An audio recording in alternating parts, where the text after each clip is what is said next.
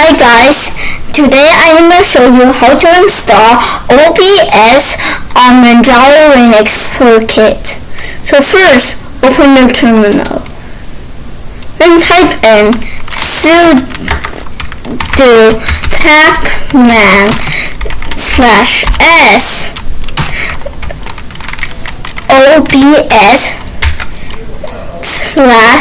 obs/studio. Click enter, type in your password, type yes. It's complete. Now to run it, open OBS like this. Then it will say it's already running. But I'm going to show you to launch anyway. So first, let me show you. You need a display. The best one is display capture.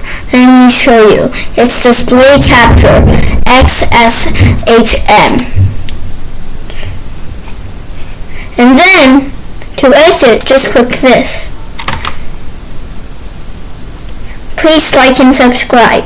Bye!